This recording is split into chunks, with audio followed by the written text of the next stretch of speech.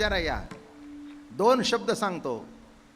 पूर्वीच्या काळ, आता पुष्कळ सुधारणा झाली मेडिकल सायन्समध्ये. बाळ नाहीतर अंत, बाळांत. एक बाळ नाही तर अंत. म्हणून बाळांतीन होताना केवढी काळजी, केवढी काळजी, सुटली बाई. काय झालं? सुटली बाई. याचा अर्थ लक्षात ठेवा. एक बाळ नाही तर अंत, असा अवघड होतं. बरोबर आहे. पहिल्या बाळांपणात बाईला त्रास झाला, मुलगी झाली, खूप त्रास झाला.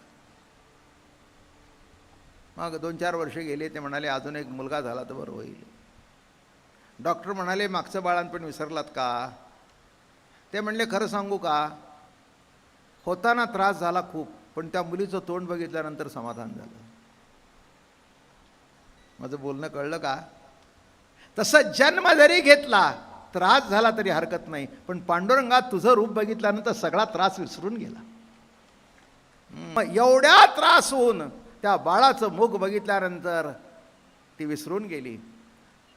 आई म्हणाली अगं तुला त्रास झाला खूप ना, अगं होऊ दे ग, काय पण बघ ना देवाने कसं गोड सोन्यासारखं पोर दिलंय ग, सोन्यासारखं पोर दिलंय ग. त्याच्याकडे बघून दुःख विसरली. तसं जन्म जरी प्राप्त झाला, जन्माचा जो त्रास आहे तो जरी प्राप्त झाला, तरी पांडुरंगाचं रूप बघितल्यानंतर सगळं दुःख विसरलं. आता एक तुम्हाला प्रश्न अगदी अनुभवाचा विचारतो. जन्म होताना त्रास होतो, हा एक सिद्धांत आहे. बरोबर आहे. कोणी हात वर करून सांगावा मला की मला जन्माच्या वेळेला त्रास झाला, ही मला आठवतं.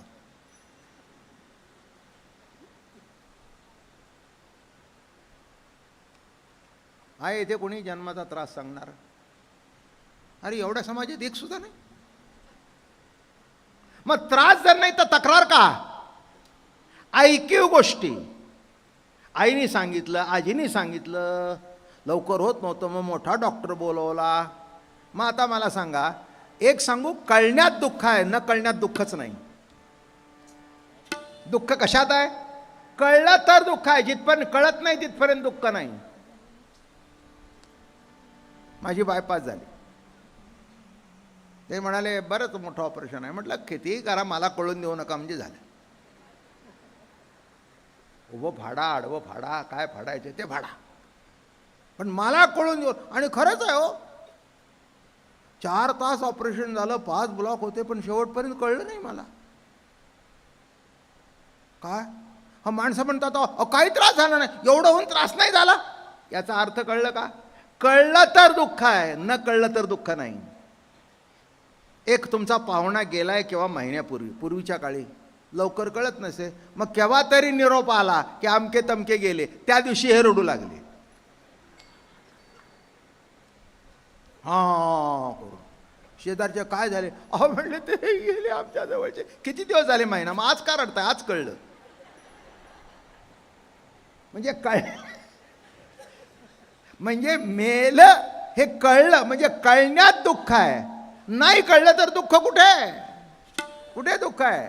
हां, म्हणून तुम्ही काही काही इंजेक्शनला इतकं घाबरतात, तुम्हाला सांगू डॉक्टर इतकं जे आरडा. मग त्या डॉक्टर चांगला असेल तर दिलं तरी ती सुई काढून म्हणतो दुखलं का? कानोपात्रेनी त्या काळामध्ये पायाला मिठी मारली, मिठी मारली तिथेच एकरूप झाली. अजून हे कोष्टक सुद्धा मला कळलं नाही. एक मला म्हणाले शिवू नका.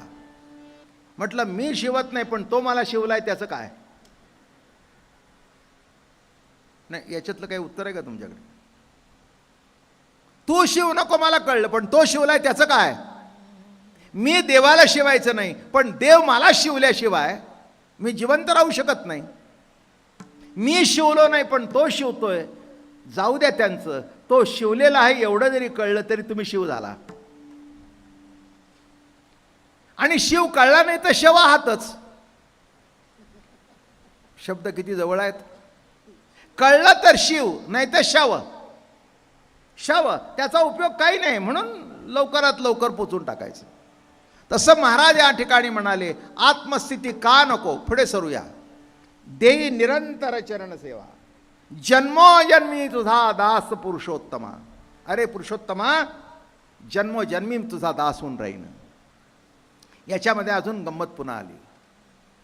मुक्ती मिळवण्याकरता परमार्थ, आणि हे म्हणताय जन्मोजन्मी.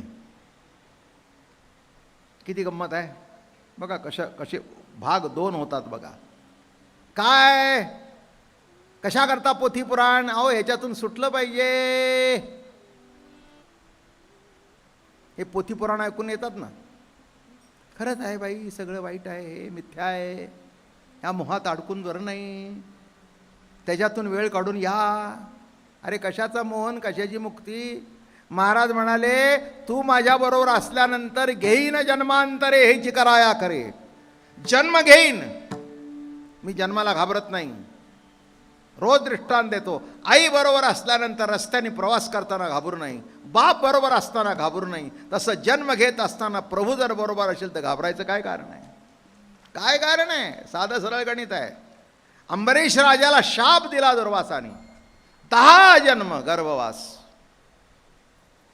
काय गंमत आहे बघा त्या गोष्टीची. त्यांनी ज्याच्याकरता तपश्चर्या केली होती तो शाप झाला. इंद्राला वाटलं की हा तपश्चर्या करून आपलं पद घेईल. मग दुर्वासाला सांगितलं, जाऊन शाप दे.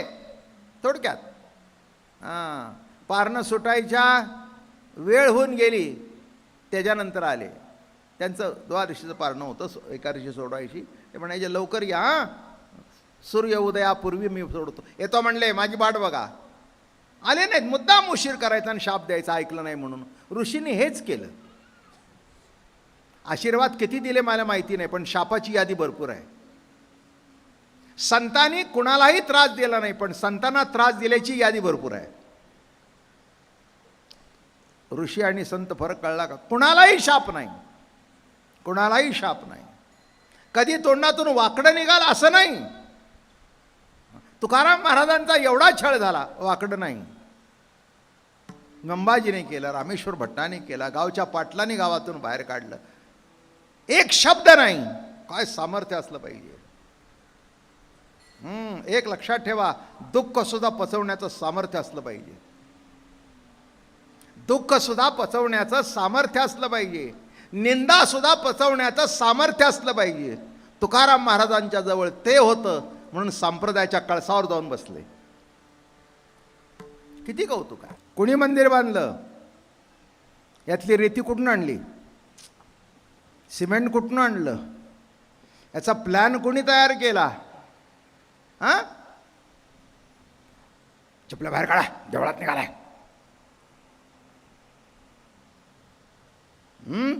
अरे गणपती आहे ती घरात, काय अक्कल आहे की नाही? मग इथे कोण बसलंय? घोबड बसलंय का? अर्थात ते सुद्धा देव आहे. अरे कोण बसलाय? मग मला सांगा, तिथल्या देवाला चालत नाही, इथल्या देवाला चालतं होय? मला काय जास्ती अमृत अनुभव रोज तुमच्या डोक्याला अगदी किस काढलाय, तेव्हा आज अगदी सहज करेल प्रॅक्टिकल कीर्तन सांगतो. आलं का लक्षात? विचार करून बघा ना. काय गणपतीच्या दिवसात काय त्या देवाला माणसं बायका सोळं काय नसतात, ओळं काय हातला पराण. गणपतीला निवेद दाखवलं नाही, मोदक खाल्ला, हरामखोर, कार्ट द्वाड. अहो बरं झालं ना, चालतं बोलत्या गणपतीने खाल्लं. जो केव्हाही नैवेद्य दाखवलं तर तक्रार करत नाही, त्याच्यापेक्षा ज्याला भूक लागले त्याने खाल्लं तर कुठे बिघडलं, त्याचं जपता. पण इथे हृदयात बसून ज्या गणपतीने, ज्या पांडुरंगाने तुम्हाला जपलंय, त्याला काय आवडतं ते बघा ना. तो नैवेद्य द्या ना. तो खातो काय तो द्या. काय अहो काय मला ना खरंच काही कळत नाही.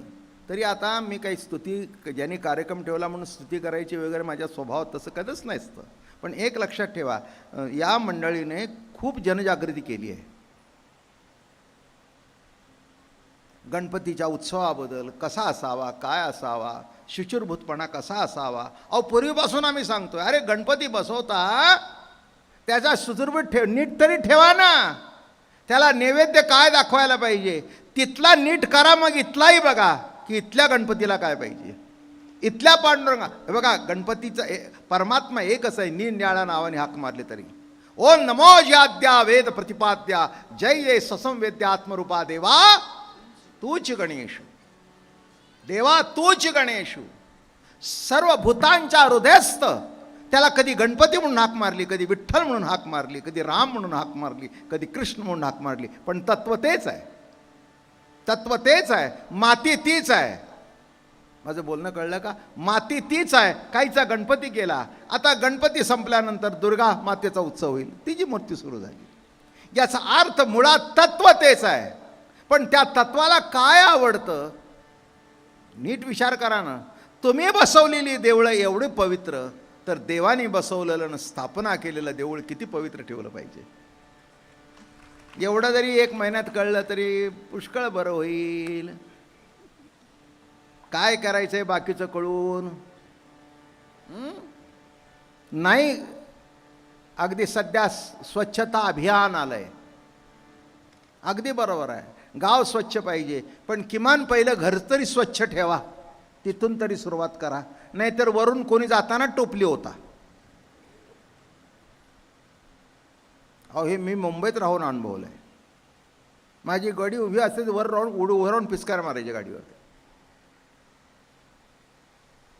मला एकाने विचारलं, ह्याच्याबद्दल तुम्हाला काय म्हणायचं आहे? म्हटलं, मला डिझाईन काढता आली नाही, त्यांनी स्वयंभू डिझाईन काढली, त्याच्याबद्दल आनंद आहे. त्याच्याकडे थुंका आहे, माझ्याकडे पुसण्याकरता पाणी आहे. माझं बोलणं कळलं का? मनोवृत्ती सुद्धा एक सांगू का? देवबिव नंतर बघा, दुसऱ्याचं बरं बघून आपल्याला बरं वाटणं हाच खरा परमार्थ आहे.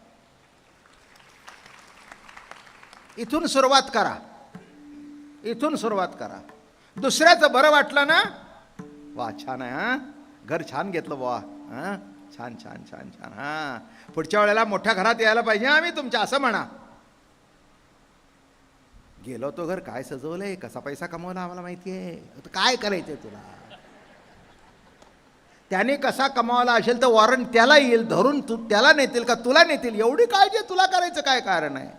त्याने तुला बोलवलं, त्याची खाऊन त्याची जिलेबी खालतोय आणि त्याच्या घरची निंदा करतोय. कळलं का तुम्हाला? तसं वा वा वा छान छान छान. एक मी तुम्हाला सांगतो, दुसऱ्याबद्दल मनामध्ये बरं वाटायची भूमिका ठेवा, तुमचं बरं होईल, सगळं सगळं बरं होईल.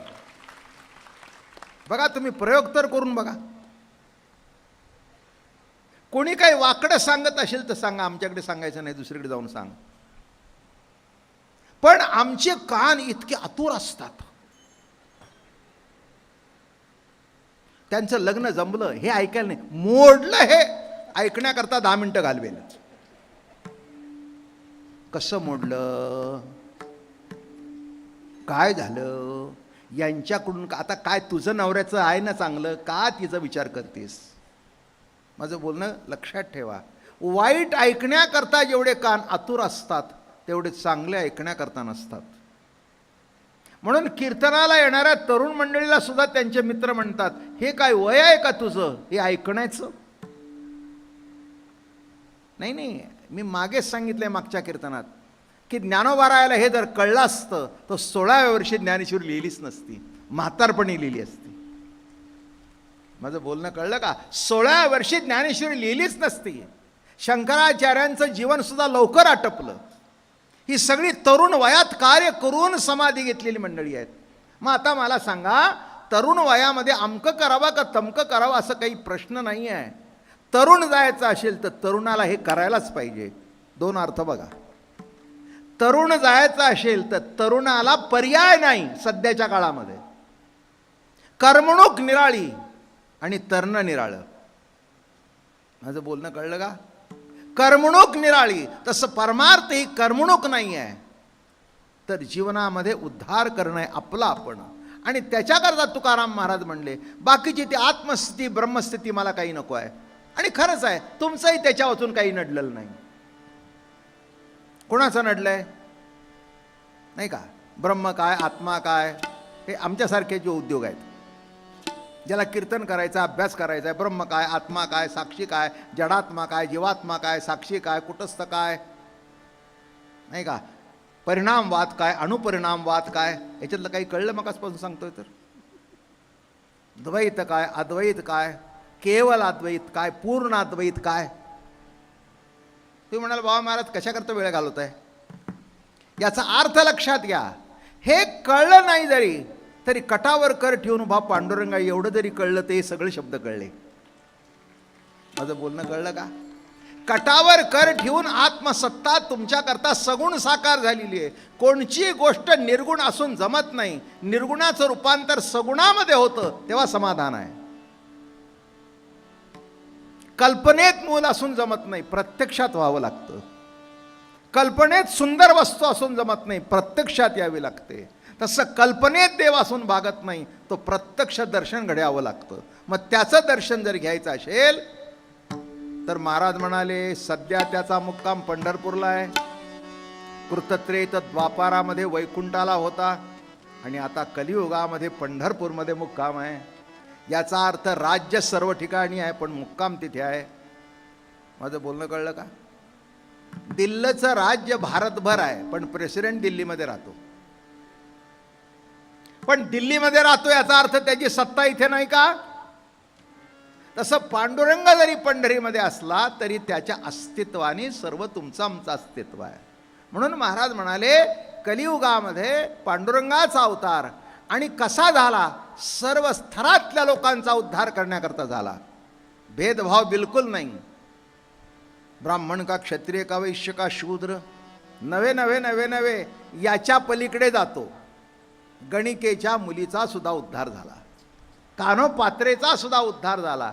एका वेश्येची मुलगी संत मालिकेमध्ये जाऊन बसली पांडुरंगाच्या भक्तीने. ही केवढी मोठी क्रांती आहे का नाही. इतर देवळात जाऊन देत नाहीत. कानोपात्रेनी त्या काळामध्ये पायाला मिठी मारली तिथेच एकरूप झाली.